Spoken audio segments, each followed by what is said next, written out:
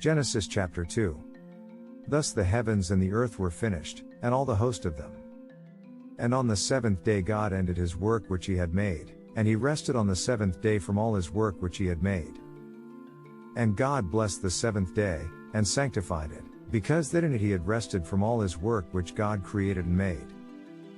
These are the generations of the heavens and of the earth when they were created, in the day that the Lord God made the earth and the heavens. And every plant of the field before it was in the earth, and every herb of the field before it grew, for the Lord God had not caused it to rain upon the earth, and there was not a man to till the ground. But there went up a mist from the earth, and watered the whole face of the ground. And the Lord God formed man of the dust of the ground, and breathed into his nostrils the breath of life, and man became a living soul. And the Lord God planted a garden eastward in Eden, and there he put the man whom he had formed. And out of the ground made the Lord God to grow every tree that is pleasant to the sight, and good for food, the tree of life also in the midst of the garden, and the tree of knowledge of good and evil. And a river went out of Eden to water the garden, and from thence it was parted, and became into four heads. The name of the first is Pison, that is it which compasseth the whole land of Havilah, where there is gold.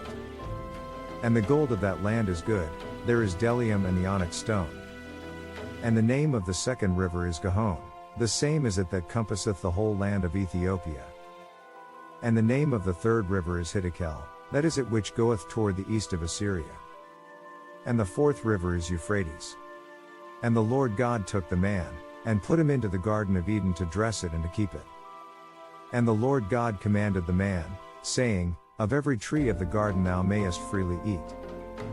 But of the tree of the knowledge of good and evil, thou shalt not eat of it, for in the day that thou eatest thereof thou shalt surely die. And the Lord God said, It is not good that the man should be alone, I will make him an helpmeet for him. And out of the ground the Lord God formed every beast of the field, and every fowl of the air, and brought them unto Adam to see what he would call them. And whatsoever Adam called every living creature, that was the name thereof.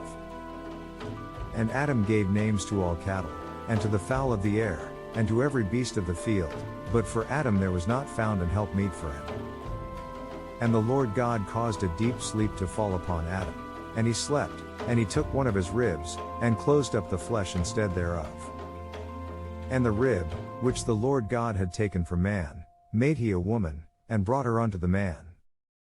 And Adam said, This is now bone of my bones, and flesh of my flesh, she shall be called woman, because she was taken out of man. Therefore shall a man leave his father and his mother, and shall cleave unto his wife, and they shall be one flesh.